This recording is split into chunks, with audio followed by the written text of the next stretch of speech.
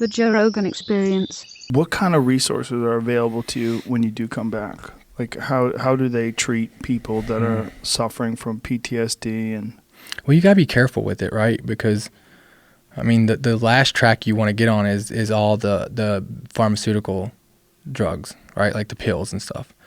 And you'll get on that real quick. The VA is notorious for it. So, you know, what do they try to give you? I mean, Klonopin, Xanax. I've been on tons of blood pressure medicine. I mean, you go down the list, right? And I went down that road and it got me nowhere. But now, you know, like there's tons of nonprofits out there who are doing a lot of great stuff, trying to help out. You know, what's one thing that we found out, and actually studies are starting to show that this helps, is it's called a stellate ganglion block. It's called SGB. It's a stellate ganglion block. And you get a shot, it goes in your neck.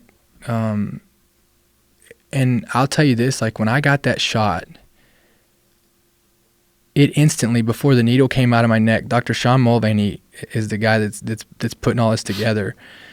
When the needle came out of my neck, it instantly took me from being like my whole life was downtown New York City in rush hour traffic, 15 minutes late to a meeting that my life depended on, to instantly being driving down a quiet country road with nowhere to be.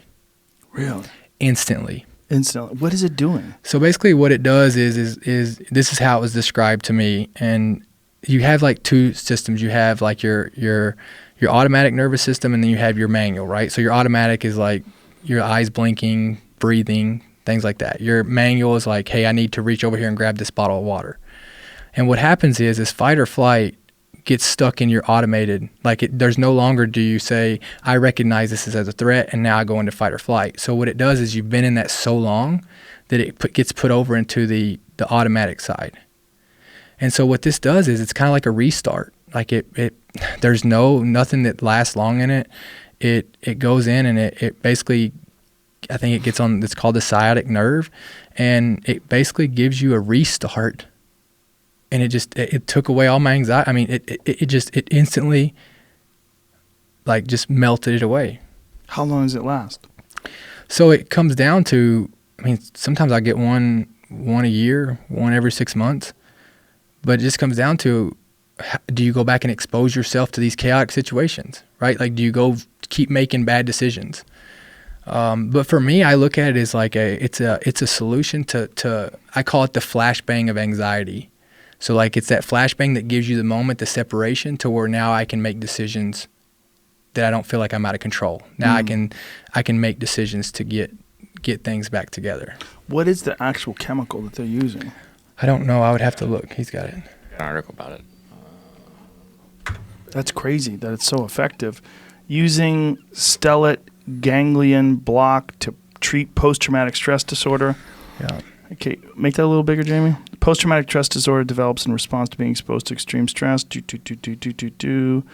the sympathetic nervous system, fight or flight, has been known to play a part in PTSD. It's believed that extra nerves of the system sprout or grow after extreme trauma. Wow.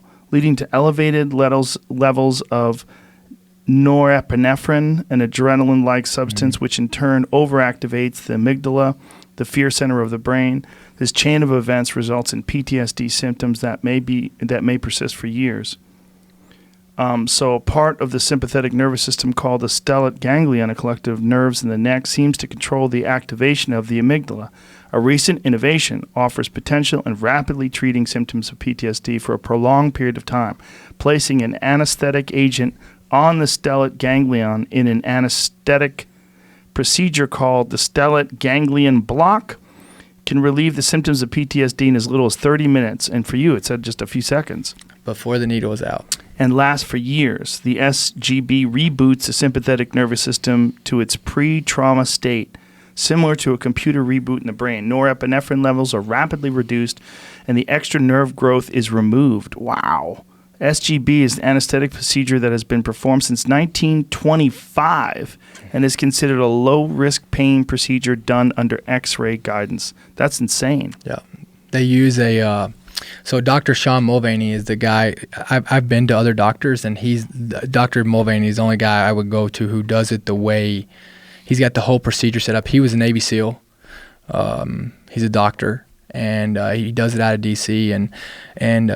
But nobody, most people hadn't heard of this. I've never heard of this. Yeah, I went in and he called me the next day, and he was like, "So how do you feel?" I said, "Man, I caught myself singing in the shower this morning."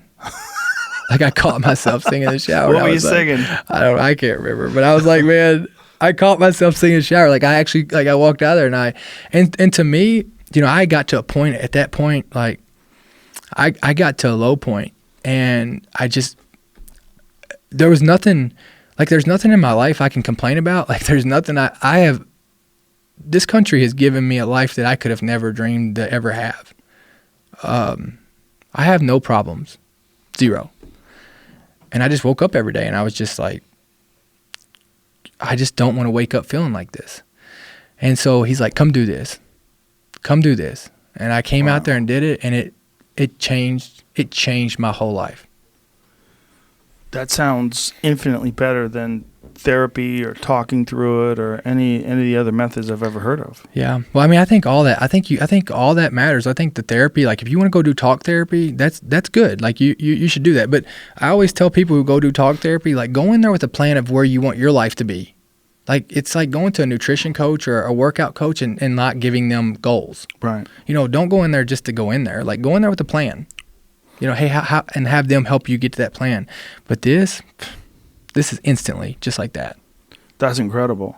Now, did they try to do that in conjunction with medication? Is it just a standalone thing? Standalone thing. Wow. Standalone thing. The only thing I do to help mine and my anxiety is, like, it can get bad. Like, I'm talking bad. When you say that, like, what happens? Like, what's the process? I usually feel it building up. Over days? Yeah, days. Like, it's almost like it'll come and it just builds up, and then it's like you'll have like a little bit of an anxiety attack or whatever. You'll start feeling anxiety or anxious, and then that becomes your new baseline. And then it keeps building, and people don't recognize it. And for a long time, I used to drink a lot, and I didn't know what anxiety was. I mean, what do you mean? Like, this is how I feel all the time. Right.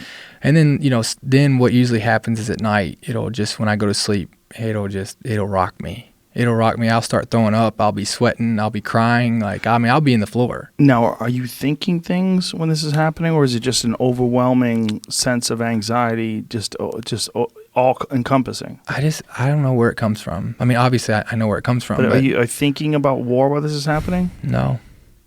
No, I think it just in my subconscious. I think, obviously your brain is always trying to like when you're asleep, trying to file things and process things. Right. And I think that's what happens is, like, consciously, consciously it doesn't bother me to talk about it. Like, I went back and I was in another gunfight 4 days later. And I mean, I was packing up all my teammates' stuff and getting ready to go back to fight again. And I got into another gunfight. And I think that, coming home, your brain's still trying to process all that stuff.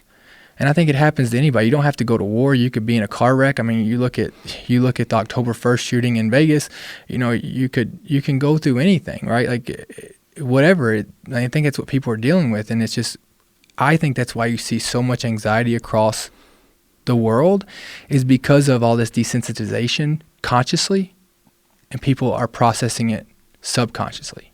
That makes sense. That really makes sense, that they're taking in all this information. They think it's not affecting them at all, but it really is. It is, and I think that's why you see all these people feeling like their lives are out of control. And it's because consciously, like, we're not sitting here talking about it. Like, well, yeah, I seen a car wreck the other day, or, so-and-so died, or, you know what I mean? And it's like they're not ever processing it consciously, but their body will like your body will. I always say, you can either exercise your demons or they're going to exercise you. That's a great way to put it. What do they recommend when you, I mean, do they check on you to see if you are having anxiety, or do you have to come to them and explain it? Yeah, I mean, you go to them. Does anybody get through it without anxiety? I mean, I would worry about the people that got through it without it. I mean, Yeah. you know what I mean? Right. I mean, if you can go kill people and not Right. get through it without nightmares or anything, but I think some people do. I mean, I think people just deal with it different ways. Right. But me, like I used to drink a lot, but I was doing it not because I was an alcoholic. I was doing it as I could regulate my drinking better than I could the effects of what medicine would do to me. Now, do the Marines have a system that they check on you and make sure you're okay, or guide you into a specific type of treatment when they know there's something wrong? Yeah. But the problem is for all these war fighters is like they don't want to go talk about it or tell the Marine Corps because then they're you're or the military. I'll just say military wide. They look at you as, well, now this person can't operate. Everybody's too worried to talk about this because they're afraid of not being able to do their job, because they're afraid that somebody will look at them and say, oh, well, you got PTSD, so you don't need a gun. And it's like, most people that have PTSD are car wreck victims. Really? Yeah. That's the biggest source of PTSD? Yeah, you can Google it. See, the biggest source of PTSD is car wreck victims. Wow. Well, there's probably a lot of those, right? Tons of them. Yeah. So when you do have an issue, how do you go from having an issue to getting treatment? What's the process? Well, I mean, if you tell your command, I mean, there's all types of resources there. I mean, but you have to speak out. Yeah. And that's the problem, right? That's the problem, is nobody wants to talk out because, you start talking, then, how quick's your job going to be gone? I got out. I was out before, I was out so fast after all this happened. I was out, 7 or 8 months afterwards, and I didn't realize what was going on until I probably never started dealing with my PTSD until 2016. I thought this was just normal. What made you change? My daughter, Sailor. I can remember the day I was actually in the floor, like just having an anxiety attack like crazy. And I was like, I got to do something. I've got to do something because my daughters, they deserve the best father possible. Like they had no choice in coming in this world.